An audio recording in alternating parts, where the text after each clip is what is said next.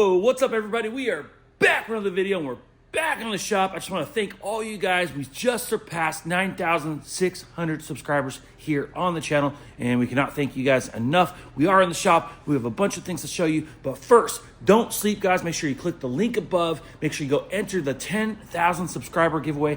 We're giving away over $300 worth of Hot Wheels premium prizes to you guys, 100% free. All you have to simply do is go to the video, watch it, leave a comment there that says enter. Lets us know that you're ready to enter our giveaway. And when we hit 10K, we'll be going live and we drawing some winners.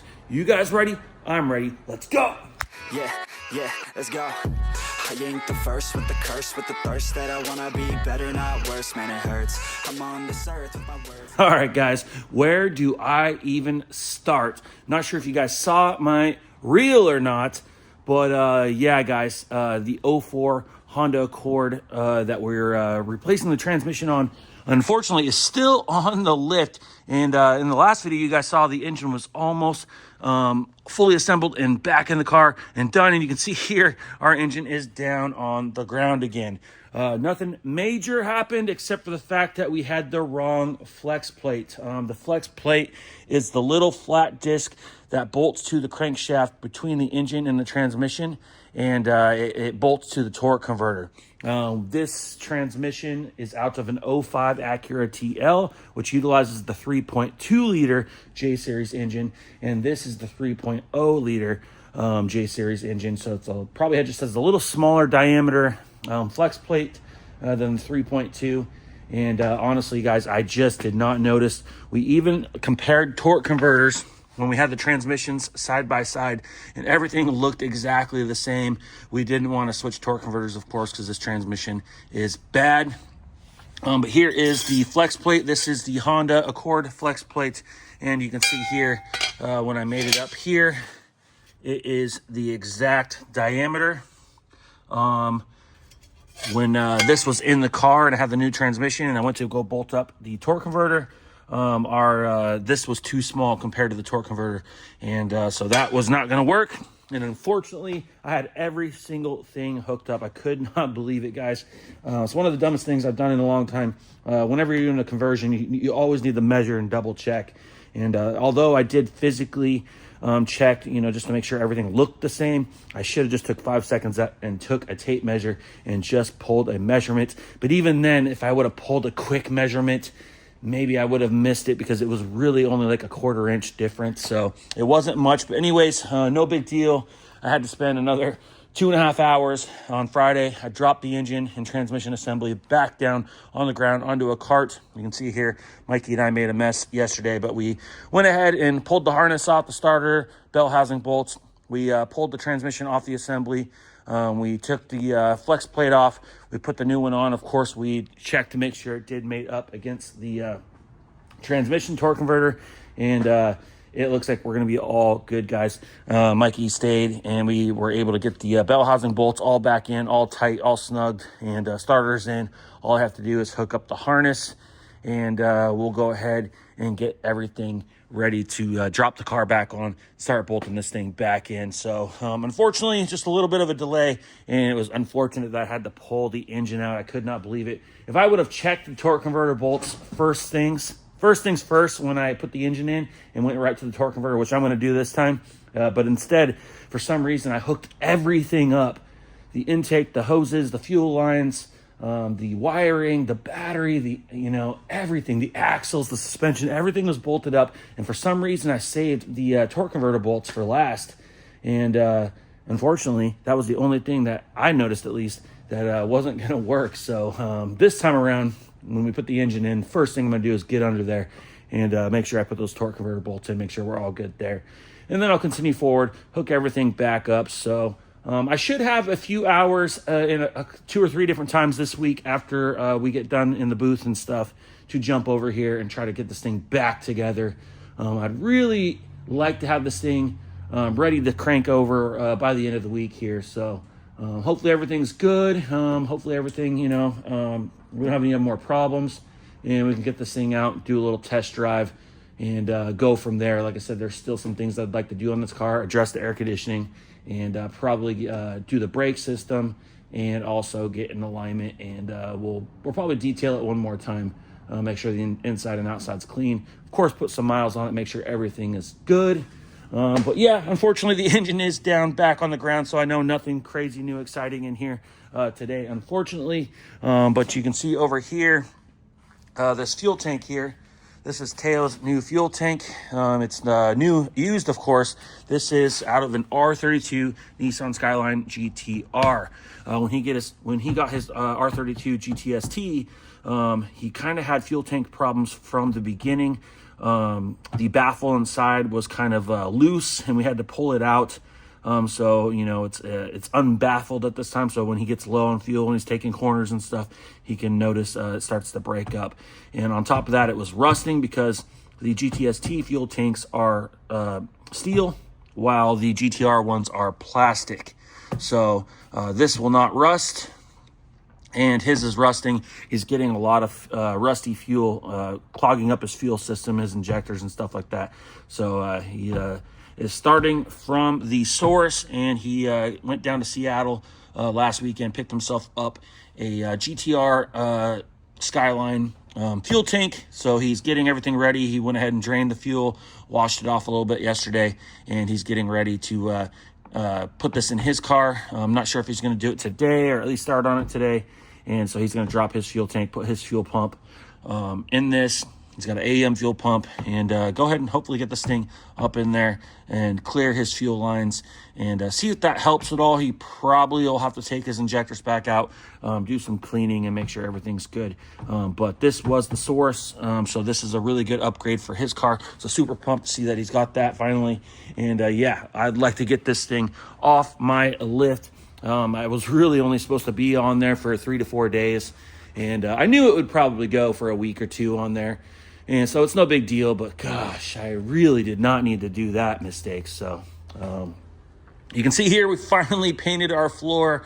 I got everything moved back. It actually looks so nice that it makes everything else look like junk now. So I would like to potentially paint that side of the shop at some point. But this came out pretty good. Of course, you know, it's not going to last forever. It still gets chipped up. We're pretty aggressive. You slide an engine, a transmission, you spill something, it's not exactly the most chemical resistant. It can scratch up pretty good. But the last time I painted the floor was in 2020. So I do think that for the next couple of years, it should look pretty decent because the last time it took about 5 years to start looking really rough. You can see here, it's a beautiful day outside. We were messing with the boat yesterday. I have a boat. Summer's coming up. We live right on the lake, so we're messing with the boat. I ordered a new fuel bowl for my carburetor, and unfortunately, we're just continuing to have carb problems. It's getting too much fuel. It's loading up. So we've rebuilt the carb, and at this point, we're just going to replace the carb. So I ordered a new carb yesterday. Hopefully, it'll be here by the end of the week. And we'll probably go ahead and throw that on next week, try to make sure she's running. I do have a few other odds and ends I need to address on the boat as well. But for the most part, it does run. We just need to replace that carb. And, you know, when you have a boat, boat stands for bust out another 1,000. And they are not joking. But you can see here I got the battery on the charger. It's a pretty good battery, but I like to keep it on the charger and get it charged up. Of course, I always unhook it when we're at the lake. And when it's parked on the dock, and I always have my jump box. But anyways, enough of that. But like I said, we are working on the boat in between things, trying to get it ready here early spring. That way, you know, when it really gets warm here, we can go out on the boat and enjoy it and have some fun. We got a bumper here for a 2012 Ram 2500, or actually 3500. In black, sensor holes. So we have a job coming in. It's supposed to be coming in next week, but I rescheduled him. I pushed him out another week. So 2 more weeks, he will be here. He actually got rear-ended by a state patrol officer. So we're going to be repairing the tailgate. We do got to do a little straightening on the end of the frame rails, and we'll go ahead and replace the bumper, of course. Over here on the body side, we did have another no-show, no-call appointment. This guy is from Texas. We are all the way up in Washington. But we have a Toyota Corolla here. It's a 2022. And you can see here we've got it broke open. We got the door handle removed. We're going to go ahead and we repaired this quarter panel. and it had a dent here right on the dog leg, and it had been repaired before. The rocker panel down here did not match. I'm not sure if you guys can even tell right now, but the rocker is like way different color, mostly right there. Not sure what's going on, but yes, somebody has repaired this before. They've repaired the front. There's multiple repairs on this car. It's not exactly a gem, but he does want to trade it in. He's trying to get himself a good truck, and so he wants to make sure there's not a bunch of things that the dealership's gonna, not like. And but anyways, we got the dog leg repaired. There is a body line here. There was a small dent up here, unfortunately, so we did kind of have to come up a little higher on the quarter panel than we wanted to. So we will end up being a butt match right here on this bumper cover, but that is no big deal. We'll probably bring our color up into this C pillar, and of course we have the door for blend. We do have a pretty good color. We got 3 chips in the deck right here. And if you go ahead and go to this door, you can see here, I think that's the color we're going to go for right there on the right. The other 2 just look really dark, kind of hard to tell in the camera. Yeah, we got a few chips, but all of these chips would work. There's a couple other formulas as well, but I think we're going to go with this far right chip here. So it's 3 ruby red. And yeah, we'll go ahead and paint that out today. So that's what we're going to do. First things first, get that quarter panel prepped out. You can see Tail's already got the rest of it broke open, mostly prepped out. We'll do a quick once over, make sure it's all good. Prep that primer area, blow it off, get it in the booth. We'll mask it up, bag it, mix up some paint, and we'll go ahead and apply some sealer. We'll apply some color blender in the blend area. Go ahead and blend the color out and re-clear this thing. And get this thing assembled tomorrow, and probably you guys will probably see it in the next upload on Thursday, all complete, because I'll probably hold on to it because we still have to address the front bumper. The front bumper has broken mounting tabs. Technically, it would need replaced, but you can see here it's been painted before, and it does not match. Everything's been painted in this front end. It's like 3 different colors. It's really, really bad.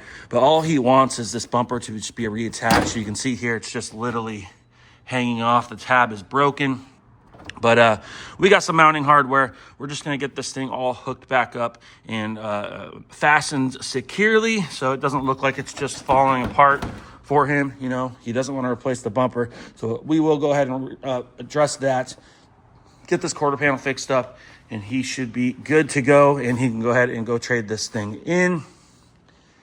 In the spray booth, I had a little bit of time on Friday since we had everything done on Thursday.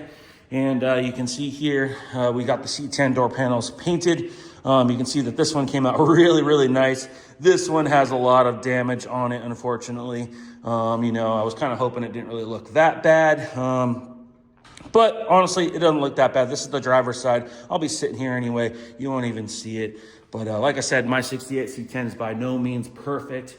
And we got these door panels for $20 versus $200. So that works for me. One of them's a little bit cleaner, but I really like the color we chose. It is a wheel color from PPG, but I think it looks really good. I think it's going to contrast really nice on the satin black paint on the inside of the cab. But there you go. I do have to order some washers for the crank handles and the door handles. There's also some pieces here. I do have some stainless screws, so I do kind of have to check out to see what other rods and other pieces I may need to get everything put on, so that way we have working doors. I did put on brand new door seals yesterday as well. I had C10 door seals, but they have to be glued on. Well, I did some research, and people say that 2007 to 2011 Honda Civic 2-door coupe door seals fit perfectly. And so I called up Honda. They went ahead and sent some out. And no kidding, guys, they fit exactly perfect. They look great, super pumped. Couldn't believe it. So yes, that's a good little tip. So we're trying to get the cab sealed up, get the interior of the cab kind of a little more appropriate for driving around. And yeah, we'll go from there. And you can see here, Tail's got these 370Z parts pretty much ready. There's a couple spots I think we need to touch up. So this car is going to get dropped off on Wednesday, and we will go ahead and do an R&R on everything. We'll go ahead and get everything switched over, and so we're gonna go ahead and try to get these polished up today. There's a couple spots that I see that are doled out just a little bit, so we'll go ahead and polish these up one more time, make sure they're all good to go, and Wednesday we'll get everything switched over, and hopefully we'll have a 370Z here on Thursday to show you guys that's all swapped over. Of course, you know, we might not finish on Wednesday because we do got to finish that up as well. So we have the Corolla and the 370Z we'll try to finish up. But anyways, I hope you guys enjoyed the video. We did get our package from J-Car Diecast, so we got a couple cases of Hot Wheels. I'm going to show you guys that on the next video. I haven't even cracked one of them open yet because I want to crack it open on video with you guys, hopefully this weekend with Karmen. So we do got a Hot Wheels video coming soon. But anyways, like, comment, hit that subscribe button, and we'll see you guys on Thursday. Ooh, like LeBron, though, or like Bonzo. Ooh, I'm a baller, yeah, shot caller, yeah. They love me, you can't touch me, nah, can't.